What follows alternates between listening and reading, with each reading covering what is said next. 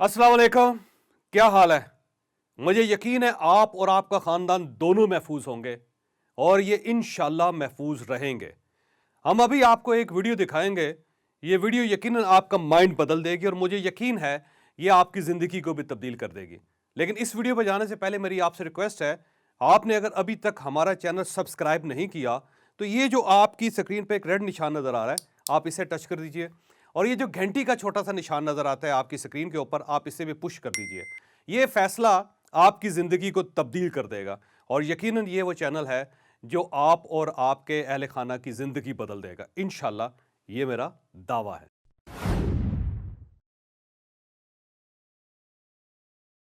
ये एक और माइंड चेंजर हीरो की कहानी है। एक ऐसा रियल माइंड चेंजर हीरो जो कश्मीर के पहाड़ों में खच्चरों पर, अपने रिश्तेदारों के कंधों पर और पैदल चल चल कर स्कूल पहुंचता रहा। 10 स्कूल बदलकर 10वीं जमात तक तालीम हासिल की, कराची गया, दिन को मजदूरी करता रहा और शाम के वक्त कॉलेजों में तालीम हासिल करता रहा।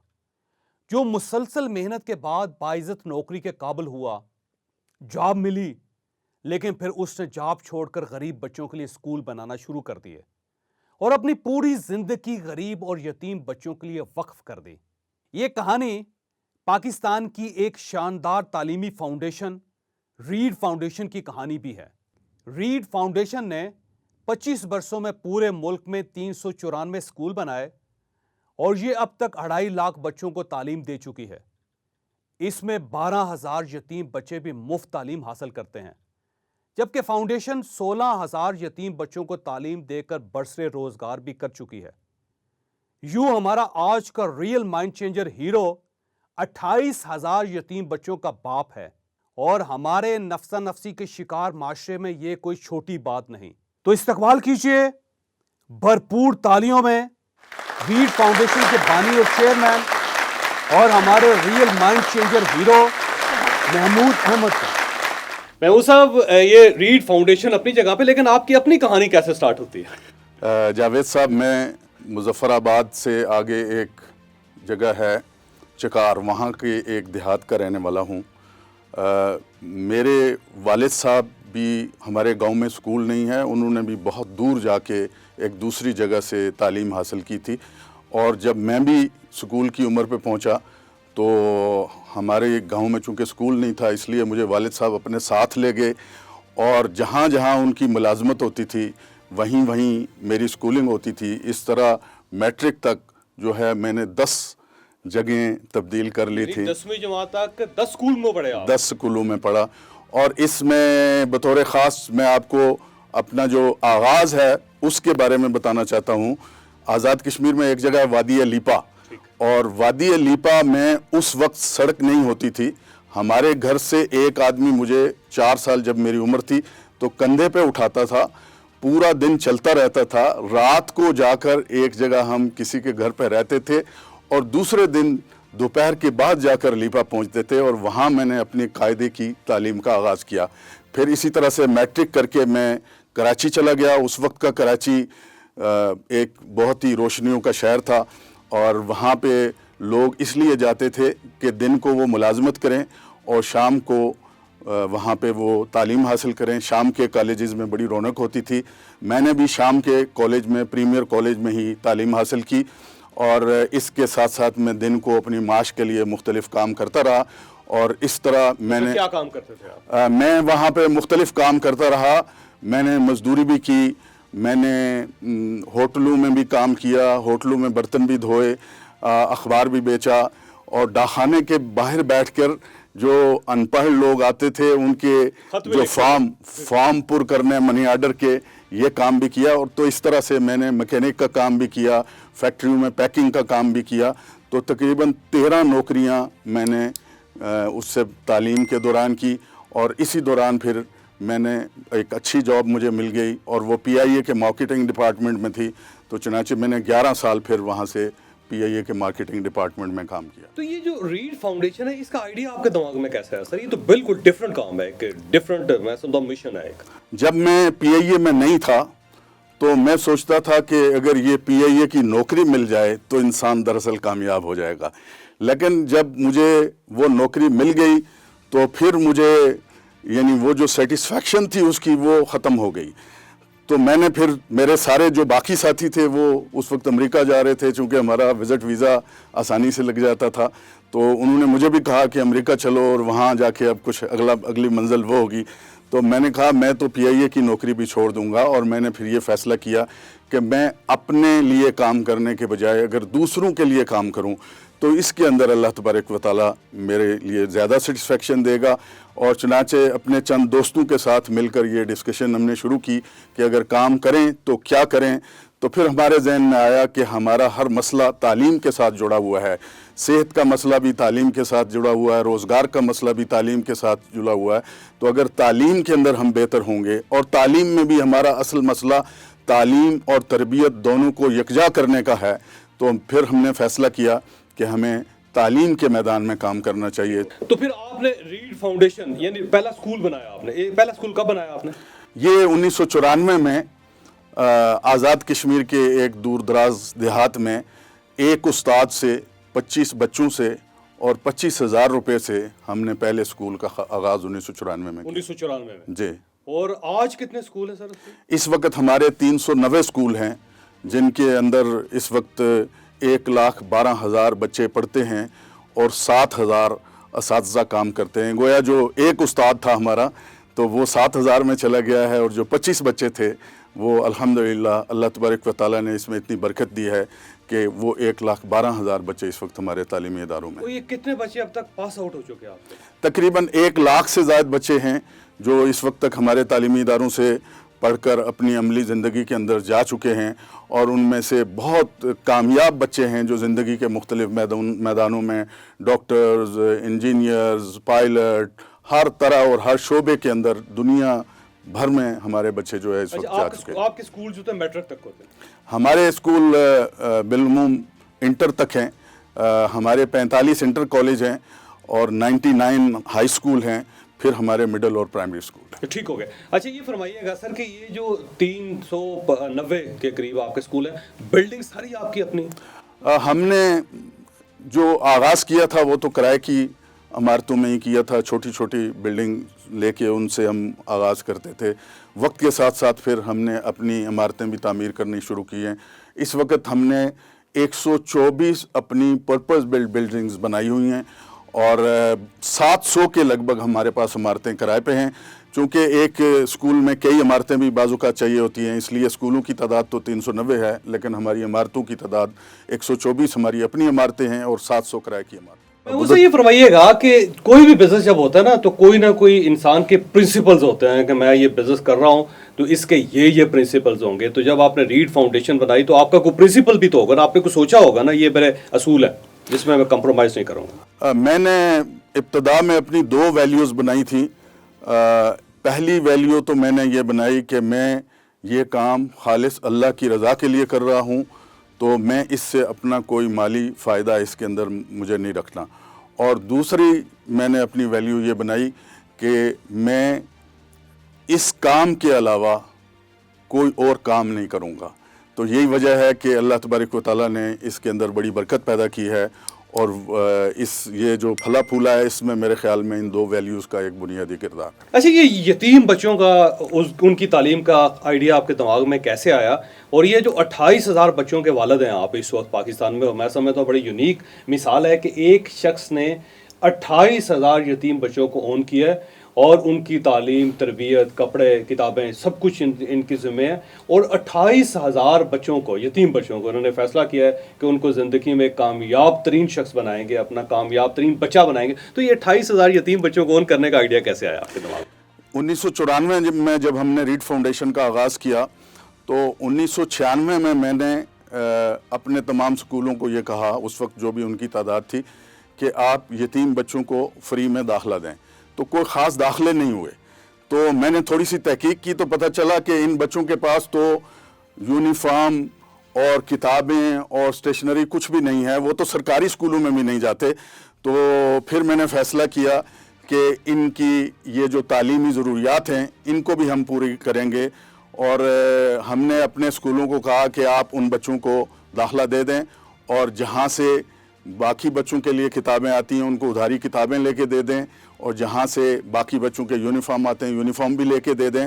تو 384 بچوں کا داخلہ اسکولوں نے کیا, اور اس سے پھر ہم نے ایک ان بچوں کی اسپانسرشپ کا آغاز کیا, اور الحمدللہ اس وقت ہمارے پاس 12,000 سے زائد بچے جو ہے وہ ایک وقت میں ہوتے ہیں. ہر سال 1,000 سے زائد بچے نئے آ جاتے ہیں, یتیم بچے, اور ساتھ جو پاس آؤٹ بھی ہو کے نکلتے رہتے ہیں. 12,000 اس وقت ہمارے تعلیمی اداروں کے اندر بچے پڑھ رہے ہیں, جبکہ 16,000 کے لگ بھگ بچے فارغ ہو کر جا چکے ہیں. اور جاوید صاحب کتنی خوشی کی بات ہے میرے لیے کہ جب کوئی بچہ مجھے ملتا ہے اور وہ یتیم بچہ مجھے یہ بتاتا ہے کہ آپ کی تھوڑی سی کوشش کی وجہ سے میں اس وقت زندگی کے شعبے میں اتنا کامیاب ہوا ہوں, میں اس وقت ڈاکٹر ہوں, میں اس وقت انجینئر ہوں. اور بعض بچوں کے بارے میں ہمیں بعد میں پتہ چلتا ہے. ایک بچے کی میں نے ویڈیو دیکھی تو پتہ چلا کہ وہ شفا میں جو ہے وہ اسپیشلسٹ ہے اور میڈیکل اسپیشلسٹ ہے, اور اس نے اپنے انٹرویو میں کہا کہ میں ریڈ فاؤنڈیشن کا ایک یتیم بچہ ہوں. تو اس سے بے حد خوشی ہوتی ہے کہ اللہ تبارک و تعالیٰ نے ایک ہماری چھوٹی سی کوشش تھی, اس کے نتیجے میں اللہ تبارک و تعالیٰ نے بے شمار انسانوں کی زندگیاں بدل دی. اچھا محمود صاحب, ظاہر ہے آپ کی بڑی شاندار زندگی ہے, ایک سیلف میڈ آدمی ہے جس نے میٹرک بھی 10 اسکولوں میں جا کے کیا, اور اس کے بعد وہ اس نے ایک اسٹرگل کی, پھر اس نے ریڈ فاؤنڈیشن بنائی, ایک ایسا ادارہ بنایا جو پاکستان میں ایک یونیک جس کی مثال ہے, اور ساتھ ساتھ آپ 28,000 بچوں کو آپ نے تعلیم 16,000 کو دے چکے ہیں, 12,000 کو آپ دے رہے ہیں. کس کام کو آپ اپنے زندگی میں امپورٹنٹ سمجھتے ہیں؟ آپ سمجھتے ہیں کہ یہ سب سے بڑا کام ہے, اور وہ کام ہے جو میری بخشش کی وجہ بھی بنے گا اور میری کامیابی کا پیچھے بھی اسی کا ہاتھ ہے, وہ کون سا کام؟ اصل میں تو ایک فرد کی اگر آپ زندگی کو تبدیل کر دیتے ہیں, اس کے لیے امکانات کے دروازے کھول دیتے ہیں, تو یہ آپ کی زندگی کا وہ امپیکٹ ہے جو اللہ تبارک و تعالیٰ یقیناً اس کو قبول کرے گا, اور اس کے نتیجے میں ہمیں یہ امید ہے کہ اللہ تعالیٰ آخرت میں ہمیں اس کا اجر دے گا. تو یہی ایک سوچ ہے جس کو پیش نظر رکھتے ہوئے میں اس ایریے میں آیا بھی ہوں, اس میدان میں نے کام کا بھی آغاز کیا. اور میں سمجھتا ہوں کہ تعلیم کے ساتھ بچوں کی جو اخلاقی تربیت کرنا ہے وہ سب سے بنیادی اس وقت کا ایشو ہے, اور اسی کے اوپر ہم توجہ دے کے اسی کے اوپر فوکس کر کے ہم پاکستان کو بحرانوں سے نکال سکتے ہیں. اچھا محمود صاحب, یہ فرمائیے گا, یہ جو یتیم بچے ہوتے ہیں ان کی ظاہر کفالت کر رہے ہیں, آپ کو کتابیں بھی دے رہے ہیں, ساتھ ساتھ آپ ظاہر ان کو تعلیم بھی دے رہے ہیں, تو ایک یتیم بچے کا خرچہ ایک سال میں کتنا آتا ہے؟ ایک یتیم بچے کے لیے ہم اس کو یونیفارم بھی دیتے ہیں, ہم اس کو اسٹیشنری بھی دیتے ہیں, ہم اس کو جوتے بھی دیتے ہیں, اور اسکول کا جو ایکسپنسز ہیں اس کے ملا کے ایک بچے کے لیے سال میں 20,000 روپے درکار ہوتے ہیں. اس میں جو پرائمری کا بچہ ہے اس کا خرچہ تھوڑا کم ہوتا ہے, جو کالج کے لیول پہ چلا جاتا ہے اس کا خرچہ تھوڑا زیادہ ہوتا ہے. یہ ایک ایوریج ہے جو سب بچوں کی ہم نے نکالی ہوئی ہے, ایک پول ہے جس سے سب بچوں کے اخراجات ہو رہے ہوتے ہیں, اور ایک آدمی 20,000 روپے دے کے ایک سال کے لیے وہ ایک بچے کی کفالت, تعلیمی کفالت اپنے ذمہ لے لیتا ہے, اور اس کے نتیجے میں وہ بچہ جو ہے وہ پوری تعلیم کے مواقع اس کو حاصل ہوتے ہیں, اور وہ پھر اپنی زندگی کے اندر کامیابی کی طرف چلا جاتا ہے. 20,000 جو ہے اس کو اگر ہم ایک دن میں ڈیوائڈ کریں تو میرا خیال ہے 50 یا 55 روپے. یہ صرف 55 روپے ایک دن کا ہے, اور 55 روپے میں آپ ایک آدمی کی زندگی بدل سکتے ہیں. اور آپ کے اپنے بچے ہیں ان کے دودھ آتا ہے جی 55 روپے میں, یعنی سگریٹ کی ایک ڈبی بھی ہے, سگریٹ کی ایک ڈبی میں آدھی ڈبی آئے گی, تو اگر آپ آدھی ڈبی سگریٹ کی وہ ڈونیٹ کر دیں, یا آدھا کلو دودھ جو ہے لیٹر ہے وہ دودھ روزانہ آپ ڈونیٹ کر دیں, 20,000 روپے سال کے بنے گے, اور ایک یتیم بچہ پل جائے گا, وہ تعلیم بھی حاصل کر لے گا اور زندگی میں کامیاب بھی ہو جائے گا. یہ آپ اپنے بچوں کے صدقے کے طور پہ بھی کر سکتے ہیں. آپ خود ذرا سوچیں کہ آپ کے بچوں کو اللہ تبارک و تعالیٰ نے کیا کیا نعمتیں دی ہوتی ہیں, اور اگر آپ ایک اور بچے کی تعلیمی کفالت کریں گے تو اس کے نتیجے میں اللہ تبارک و تعالیٰ آپ کے بچوں کے بھی مقدر کو اچھا کر دے گا, ان کو بھی آگے لے جائے گا. بچے آپ کے پاس پڑھ رہے ہیں سر؟ اس وقت ہمارے پاس 12,000 بچے ایک وقت میں پڑھ رہے ہوتے ہیں.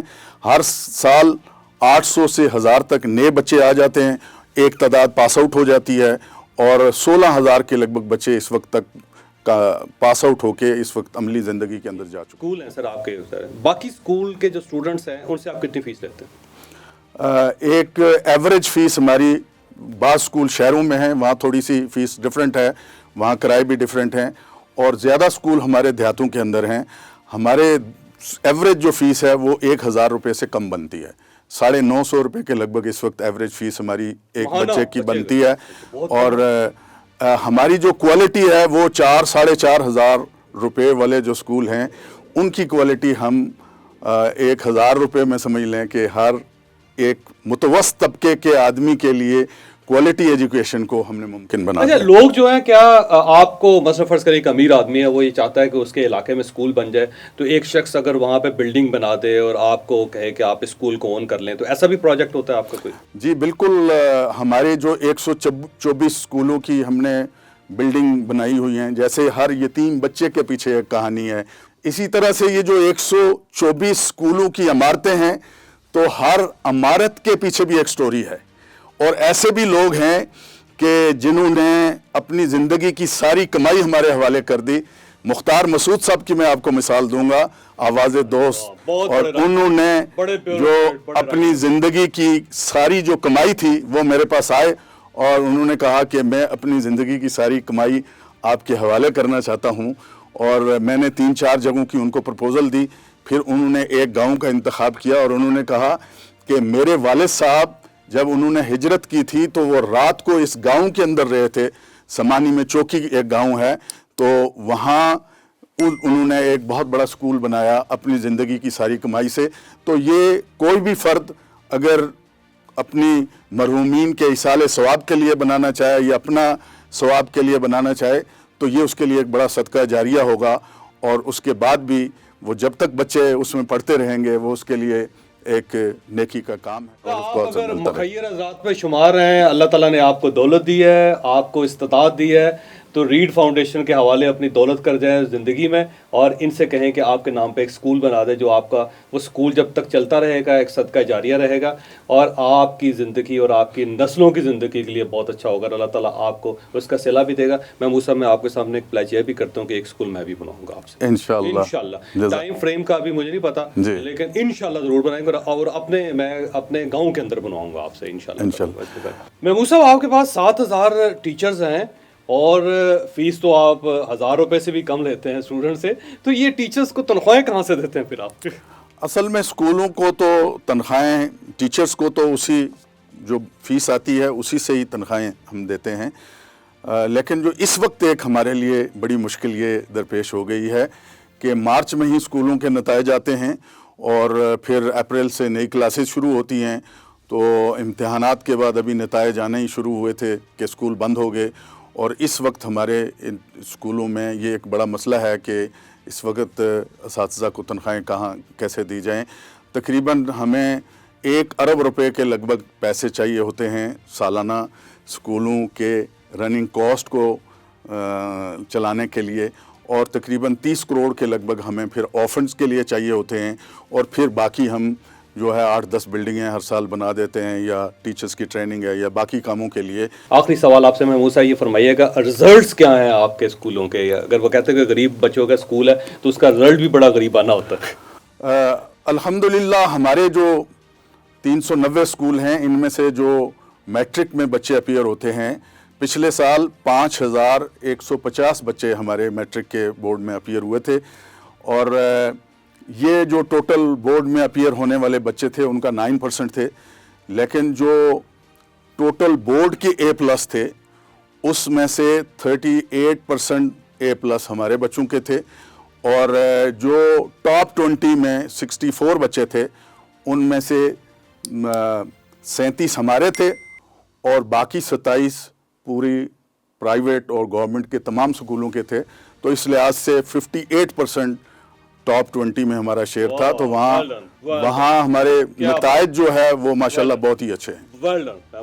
اور آزاد کشمیر میں متوسط طبقے کے لیے ہم جس ایریے میں کام کر رہے ہیں وہاں متوسط طبقے کے لیے ہم نے کوالٹی ایجوکیشن کو افورڈیبل بنا دیا. سر آپ کو کیونکہ اس وقت لاکھوں لوگ سن رہے ہوں گے اور ان لاکھوں لوگوں میں بھی شامل ہوں, تو محمود صاحب سب سے پہلے تو 20,000 روپے کا چیک آپ میری طرف سے قبول کریں, ایک بچے کی کفالت سالانہ میرے ذمے, اور ہر سال آپ کو رمضان میں یہ 20,000 کا چیک ملتا رہے گا جب تک میں حیات ہوں, اور میرے بعد بھی انشاءاللہ تعالیٰ میں اپنے اگلی نسلوں کو بھی کہہ کے جاؤں گا کہ محمود صاحب کو آپ نے 20,000 کا چیک ضرور بھیجنا ہے, اور دعا کریں کہ اللہ تعالیٰ اور ہمیں استطاعت دے تو ہم اور زیادہ بچوں کو لیں. میری آپ سے درخواست ہے کہ ایک یتیم بچے کو ریڈ فاؤنڈیشن میں آپ ضرور اون کریں, کیونکہ اس سے نسلیں بدل جائیں گی اور ان نسلوں کا ثواب بھی آپ کو ضرور ہوگا. مجھے آج بے حد خوشی ہے کہ ایک یتیم بچے کے پیچھے الحمدللہ اب جاوید چودھری صاحب بھی کھڑے ہیں. اللہ تعالیٰ اور آپ کو استطاعت دے, آپ جب اگلے سال آئیں تو یہ 390 اسکول آپ کے 790 اسکول ہو چکے ہوں, اور اسی طرح 28,000 یتیم بچوں کی کفالت کے ساتھ ساتھ آپ 1,00,000 یتیم بچوں کی کفالت کر رہے ہوں اور ان کو تعلیم دے رہے ہوں. آپ کا بہت بہت شکریہ. جزاک اللہ.